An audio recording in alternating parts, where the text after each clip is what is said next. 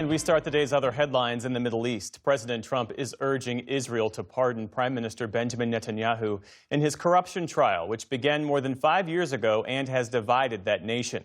In a letter to Israeli President Isaac Herzog, Mr. Trump characterized the case as political unjustified prosecution.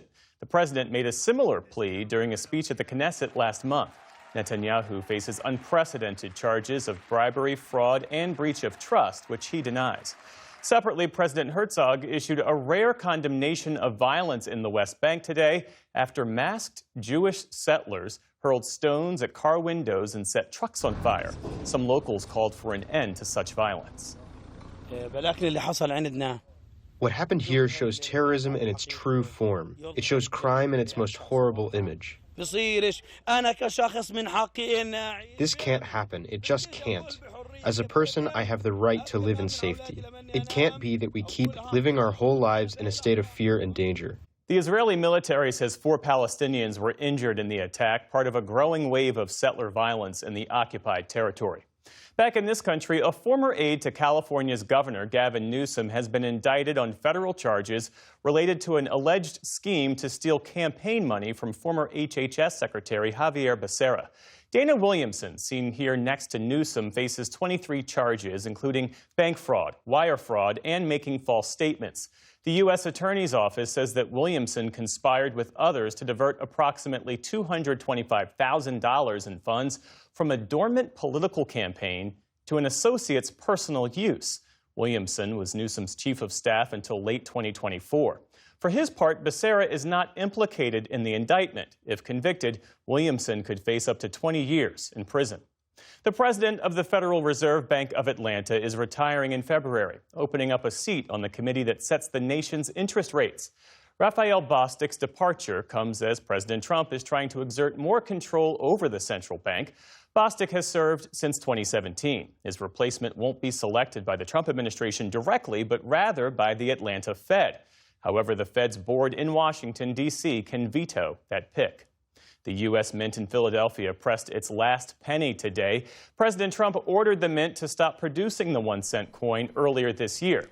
It cost about 4 cents to create a single penny, and the Treasury Department says it'll save about $56 million by ceasing production.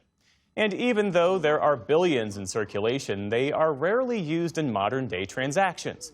Still, some banks and retailers complain that the phase-out was abrupt, leaving them short on change. Large parts of the nation are starting to thaw out after a record cold spell hit states in the southeast. At one point, 18 million people were under some form of freeze warning. In southern Kentucky, drivers scraped ice and snow from their cars while the first major snowfall of the season swept through the Great Lakes and into parts of the Mid-Atlantic and Northeast. Other parts of the country got treated to clearer skies and dazzling colors from the northern lights, like here in Iowa. The solar displays could be seen as far south as Kansas and Texas and may be visible again tonight in areas farther north, closer to Canada. On Wall Street today, stocks ended mixed as tech shares dragged down the broader markets. The Dow Jones Industrial Average built on its recent gains, adding more than 300 points. The Nasdaq slipped about 60 points. The S&P 500 ended the day virtually flat. And in Australia, there was a record-setting bagpipe bonanza on the streets of Melbourne today.